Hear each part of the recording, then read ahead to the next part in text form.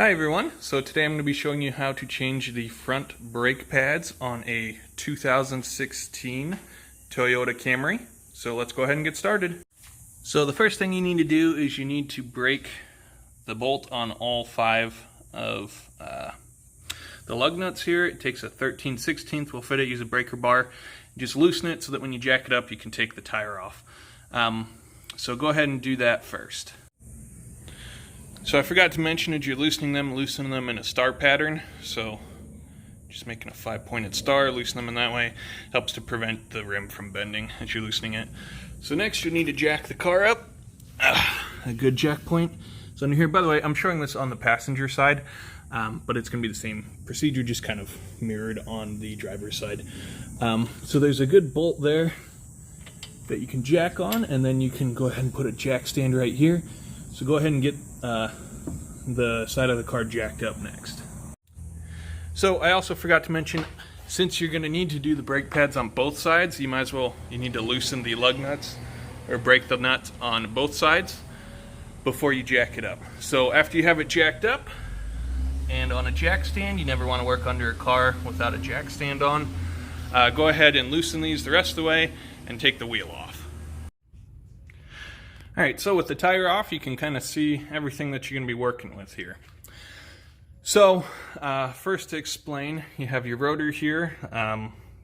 So, if you start to see these divots, you can kind of see them there. These divots I have here. That means that basically some sand or rocks or something got between the brake pad and the rotor here and scraped into it. So, you need to either replace this rotor, or sometimes you can go to an auto shop and get to the rotor turned, is what they call it, and they just go through with a metal lathe and flatten it back out and get rid of those divots. So depending on how often you've turned the rotors, you might not have enough meat left to shave off to make it flat again, and if that's the case, you're gonna have to replace them. So just a heads up. See, these ones for sure I would either turn it first, and if there's not enough meat I would replace it. These ones up here, kind of borderline, depends upon your budget and whether you're willing to continue driving on that, kind of up to you. These ones I would either turn it or replace it, just so that you know. So now that you have the tire off though, it's pretty simple. So back here, you're gonna have 2 bolts that need to come off. There's a 14mm bolt here, and then at the bottom here is the other 14mm bolt. Now, that is only if you're replacing the brake pads. If you need to get the rotor off, you also need to take off a 17mm bolt here, and then there is a second one down at the bottom here. So go ahead and take off this if you're just replacing the brakes, or take off the whole apparatus, including those 17mm bolts here, if you need to get the rotor off to either get it turned or replaced. So go ahead and do that next. So I undid these 2 back 17 bolts since I needed to take the rotor off. I should have mentioned you either need some kind of coat hanger, metal wire basically, to hang this from, because all that's holding it up now is a brake line. But what you can do is what I did here. I just put a 17 back through, obviously didn't tighten it down after pulling the rotor off. So next, what you can do, so that's what I did for this. If you were just taking the brake pads off, your rotor looked fine. So take this off, be very careful. Basically, it might be a 2-person job. It's really hard to do with a camera. But take this off, hold it in one hand, and then pull off these brake pads. You can see they just kind of pop off once the rotor is out of there. And so you can go through if you want. My brake things came with all these extra springs and prongs, so you can go through and replace those. If they look fine, you can just leave them. It's kind of your choice on whether you want to or not. So go ahead and take off the brake pads next, after you have all of this off.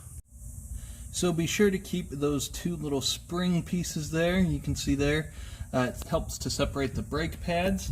I failed to show it on the other side, so this is on the driver's side, but you'll need them because they go into the hole right here on both sides to help separate these pads. so that when you let off the brakes, they separate from the caliper. So be sure to keep those because you'll have to put those back in place. Alright, so here's a really good explanation between whether you need to replace your pads or not. So if you look and you see both sides, front and back, look like this. Sorry, I'm trying to get it to focus. You can see there's a little bit. These lines still have, you know, just a couple of millimeters there of meat left before you'd hit the metal here. These ones you could probably get another 5, maybe 10,000, depending upon whether you're just doing city or highway driving out of them. Versus this one, you can see quite a bit of that line is gone because it's been worn down and there is really barely any meat left. This one absolutely needs to be changed because within the next 1,000 or 2,000 miles you're going to start scraping down to the metal and have metal on metal, and that's how you ruin a rotor. So that's kind of your difference in kind of telling whether you need to replace it or not. Usually if you've already torn it apart to where you can see these, brake pads aren't that expensive. It's almost always worth it to just replace them anyways. So regardless of whether you need to take the rotor off or not, you still need to take these two 14 millimeter bolts off because you need to compress the caliper here. So basically what you're going to do, and I'll show you in just a sec, is you take a C-clamp to it and compress it down because now you have all this extra brake pad that needs to fit in there. This only fits on there with your old brake pads that have all that meat gone. So you're gonna need a C-clamp. I'll show you in just a sec how to do that. So you can see here, I have my C-clamp and I've compressed it all the way down. So you just get it on here, hook it on the top there, and then just tighten it down until it's all the way down like that. Just go ahead and do that next. So probably the easiest way to get these new brake pads in is to put one bolt up top here, and then you can kind of rotate this up and slide them in from the outside and slide them in. It's also probably the easiest way to get these things back on. So go ahead and put these on, slide these on, and then what you can do is tighten these two bolts down, and then you can take these two big ones, the 17 millimeter bolts, off if you haven't already, and then you can slide all that back onto the rotor. So go ahead and put the brake pads in place so that you can slide it onto the rotor next. So this is why I make these videos. So when I undid the brakes on my driver's side, I noticed that the old brake pads had these clips on them. So these clips need to go onto these. They were on the top, so it needs to be placed on the top here. Basically it goes in this orientation. I took a flathead screwdriver and just pressed it on there until this top part here was flush with this top part here. And then I went through and actually replaced all of these brackets since they came with the brake pad set that I purchased. If you just take a flathead, you can just pop in here and they just pop off pretty easy, and they pop back in pretty easy too.